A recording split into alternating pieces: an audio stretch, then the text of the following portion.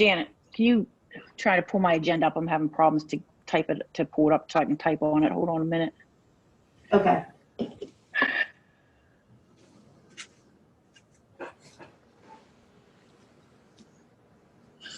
Ready. All right, Jared. We'll call the meeting to order. Do stand for the Pledge of Allegiance.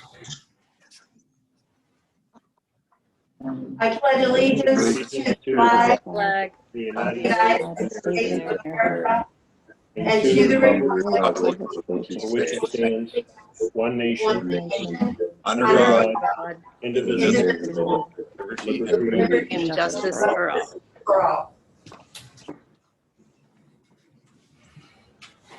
Roll call.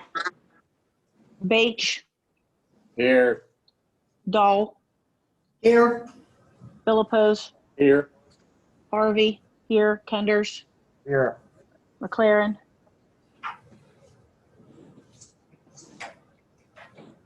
Here. Nancy. Yeah. Nogi, Novacek, Here. Ulander. Here. All right. I will pull up the agenda on the screen, so just give me 1 second.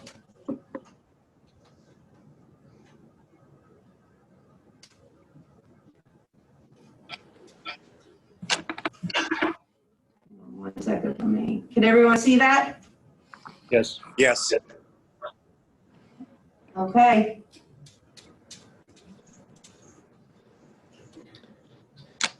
Are there any public comments on agenda items? There were no public comments as of noon today. Okay. No student representative report. Superintendent's report. Under superintendent's report, one, congratulations. I want to congratulate, we'll congratulate Dawn Mitchell next week for a Donors Choose grant she wrote.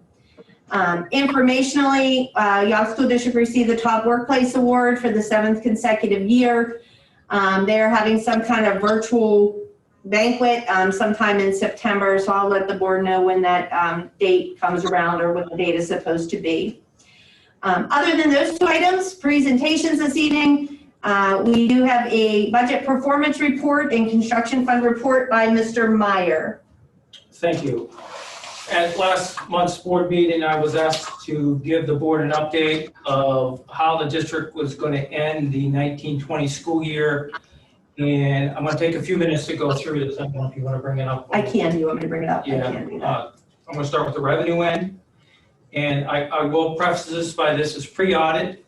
And this is what I know as of today, because I do know a few items that I have yet to receive final confirmation on. Okay. So up on the screen is the revenue, and I want to go right to the bottom where it says total revenue pre-audit, third column over, $33,778,971. If the auditors would walk in today and start to audit, that is the number I would present for our total revenue. If you look below it, I know of one outstanding accrual that I've yet to receive from the county. Although I will say that I did confirm the June and July collections of $142,673 for June and $125,000 for July. August obviously just closed out yesterday. I will get that number in mid-September. I'm guessing somewhere about $100,000 for the month of August. With that being said, let me just touch on a few of the points down on the right side. Again, I just touched on the delinquent tax collections. It's under budget right now on the upper part, but down below, you can see at least 267s coming in, and I believe there'll be somewhere right around 100,000 for the month of August. Let me explain the tuition LEAs. This has to do with 3 students that moved into the district throughout the school year, where the district is responsible for providing the education for these students because they are living or placed in our district. But we then turn around and bill their home school district the tuition for them to be educated. Now, the reason why the number is so high is these people were not educated in our buildings. They were living in our district. We placed them into another special needs program, which brings higher tuition, higher services with it. So by billing in this case, 3 outside agencies that brought in an extra $250,000, which offset the tuition that we paid out on the other side, on the expense side. The PDE contingency fund, that was an additional amount that we pulled in through the special education program. Credits to Mrs. Hildebrand, she completes the application. The long and short of this money is the state puts $10 million aside for school districts to offset high-paying students that have high cost to meet their educational needs. And once the $10 million is gone, then the rest of the school districts that didn't get paid, they don't get paid, and they start from the highest to the lowest. This particular year, we had one student that cost us $129,000, and we were able to recoup some of that cost through the contingency funds. Down a little bit further, you'll see the amount that we booked for the PA Smart and Safe School grants through the PCCD grants of $123,000. Access funds was up by $77,000. We had some additional services that were eligible through Access this year that we paid for out of this year. And then the COVID safety grant, everybody's hearing about the CARES federal and state monies. Last year, we spent $25,000 of that money. So again, if the audit would start today, I would hand him a revenue of $33,778,000, knowing full well that I have another $267 coming through delinquent collections with the month of August to come. If you want to go to the expense. So on the expense end, it's the same thing. The $33,993,335 is our total expenditures to date.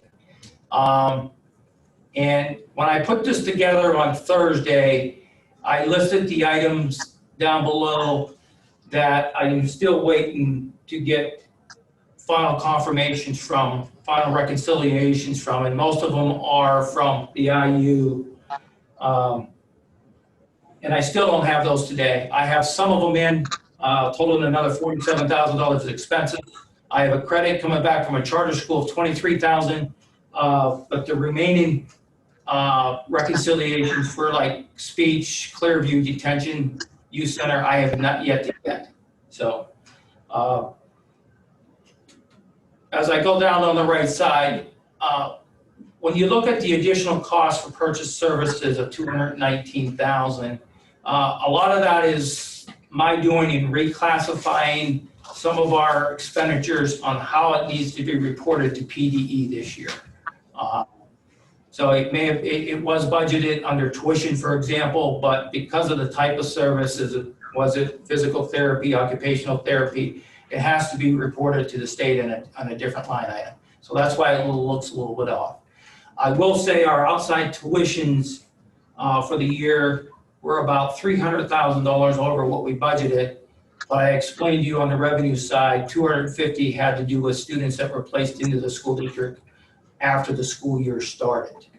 The only other item on there that's a little bit over is the transportation. I will say that the transportation had to do with, we had, after the school year started, some additional specialty runs.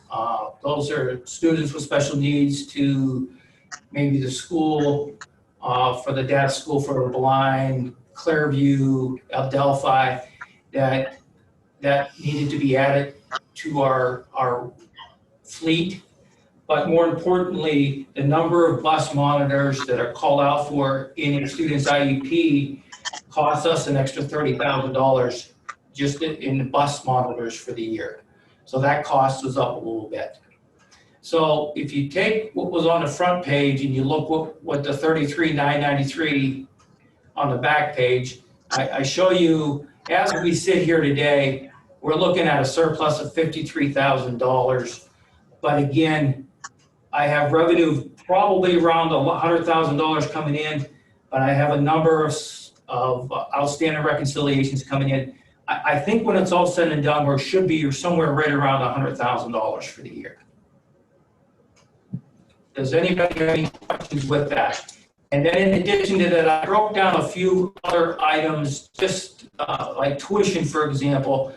I thought it was important for the board and general public to understand how much tuition expense that we're paying out this year and where it's going.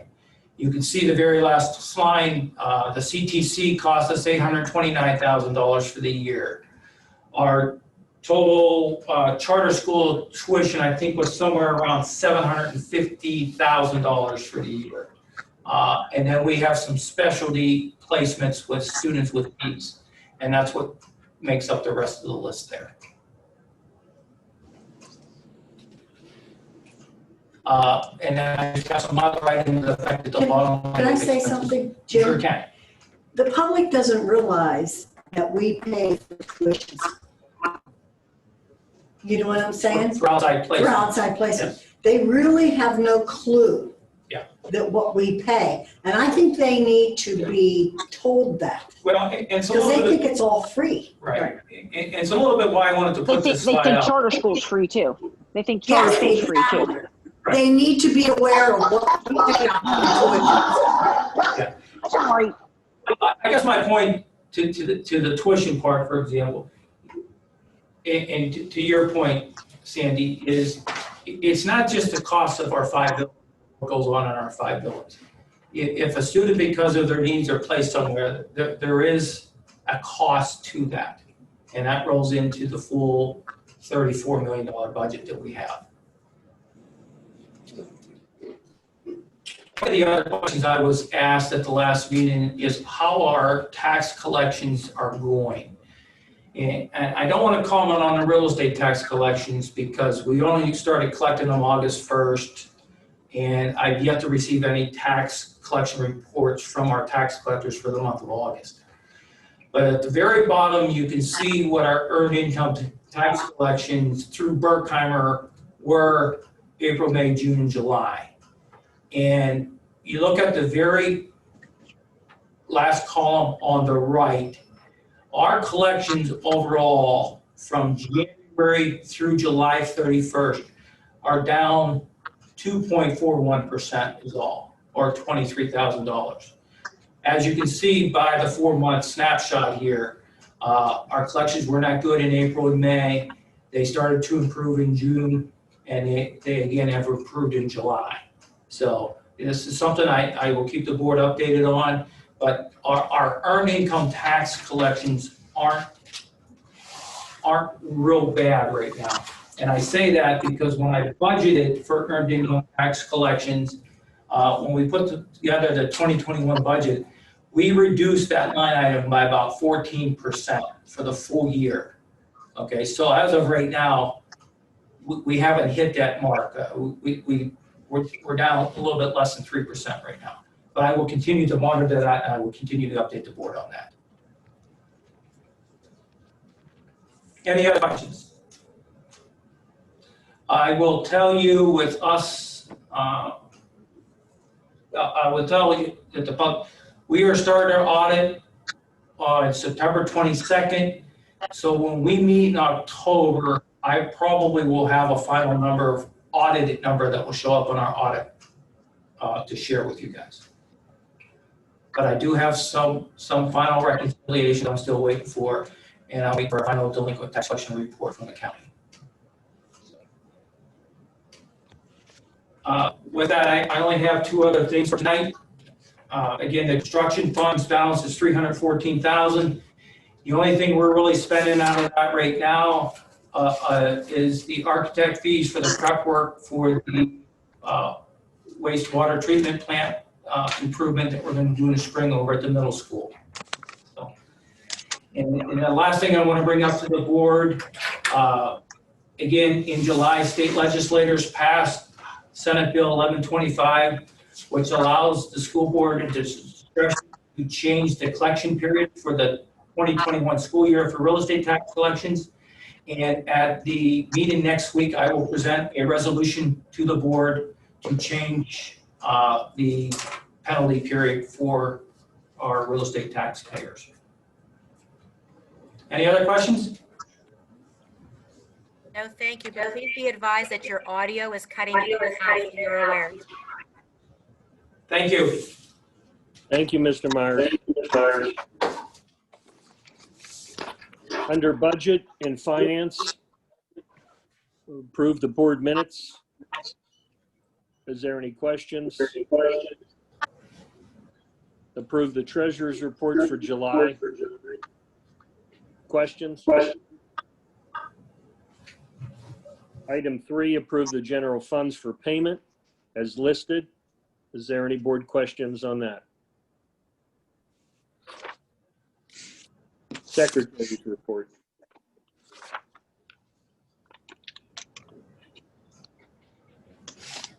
Executive sessions were held on the following dates.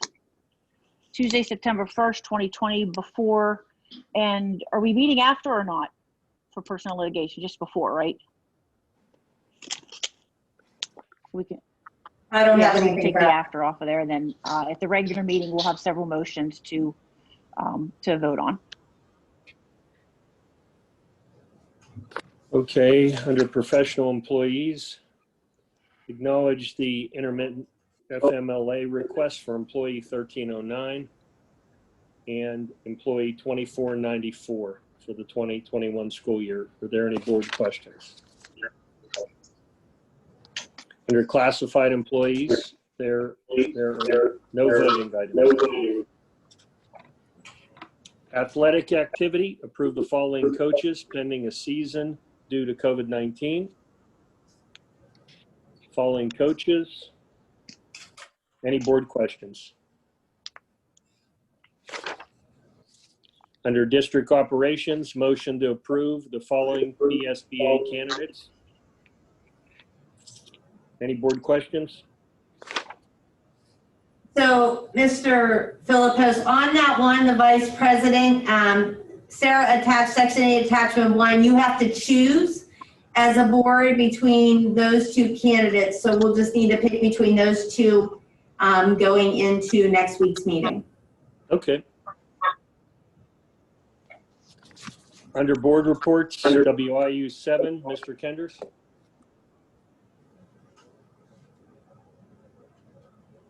Hear me? Nothing at this time. Thank you, Mr. Kenders. CWCEC report, Sandra Dahl. We did hire a new director. His name is Jason Luca. He seems like he's going to work out well. He's very well qualified, and he's off to a good start. So let's hope it's a successful school year.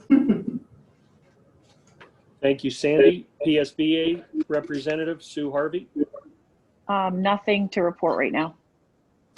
Anything for any committee reports to report on? Anything under old business? Anything under new business?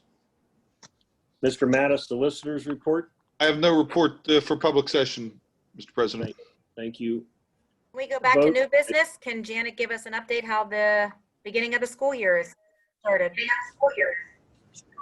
Sure, I'm happy to do that. We have at the beginning of the school year here, give or take, about 65% of our students coming face-to-face. Across the district, every classroom in grades K to 12 is 6 feet socially distanced. The students are wearing masks all day with the exception of when they're eating, if they're doing an activity involving some type of dangerous equipment, or if they're not doing some kind of exertive physical exercise. And then there are face mask breaks built in throughout the day. Our students came yesterday. We have a process and a procedure for unloading the buses so the kids stay socially distanced as they enter the buildings. Both of our middle school and high school, the bottom and the top floors are one-way directional hallways. Our kids have been absolutely, by far, fantastic across the board K to 12. They are, following the social distancing rules and regulations. They are wearing their masks while they're in school, while they're in class. They've been fantastic social distancing within the cafeteria. On the buses, we have a process for loading the buses back to front, and that's how kids load and get off at the end of the day. Our virtual live and virtual recorded kids have been on. We are, providing services, whether you chose virtual live or virtual recorded. They check into homeroom and then they go to their classes throughout the course of the school day. We have received, through the CARES grant, we were to receive 850 Chromebooks. To date, we've received 350 of those 800. 300, I think it was 300 actually. 310 out of the 850 Chromebooks. All of our virtual live, all of our virtual recorded kids have all received their Chromebooks. Parents have picked those up on the pickup day as well as their textbooks. The 310 additional Chromebooks we received, we will be distributing hopefully by the end of next week once we get those ready. And then obviously the remaining Chromebooks, as we get them in, we will distribute those to our face-to-face students across the district. We've had a lot of positive feedback from the community as far as the choices that the parents have made. We've had a few requests to switch here and there, and unfortunately, we can't do any type of request to come back to school until at least the 9 weeks. Parents that maybe sent their kids to school face-to-face that want to transition into a recorded or live session are able to do that at this time. The teachers have been fantastic as far as adjusting to this new environment of teaching. They've done a really nice job across the district K-12. So I would say we had a fantastic start yesterday. I'm really proud of the work that we've done because I can tell you this, educationally, it has been very challenging for the teachers, for the administrators, and Yawk School District did it in fine form. So proud of the work we've done, and thank you, Nancy, for asking. Thank you. Under voting items, we have items 1 through 6. Motion to approve the emergency instructional time template as presented. Motion to approve item 2, the revised district phase school reopening health and safety plan as presented. Item 3, approve Jennifer Bergman as a long-term 8th grade English substitute at the Yawk Intermediate Middle School beginning Monday, August 24th, 2020 for the 2021 school year. Item 4, approve the following names to be added to the list of substitute custodians pending clearances: Penny Macbeth and Kevin Kunkel. Under item 5, acknowledge the FFCRA request effective Monday, August 31st, 2020 through Friday, September 11th, 2020, and the FMLA request for employee 2057 effective approximately Monday, September 14th, 2020 through November 6th, 2020. Item 6, approve Cassidy Trunkenmiller as a day-to-day substitute as the Yawk Intermediate Middle School starting August 24th through November 6th. Any board questions? If there are no questions, we'll need a motion.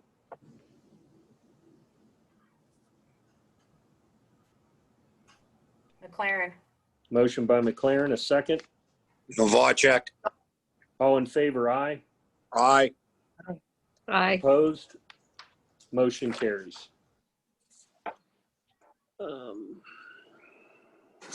Need a motion to adjourn? Time is 7:58. Novacek. Motion by Novacek, second. Ulander. Second by Ulander. All in favor, aye. Aye. Aye. Opposed? Motion carries.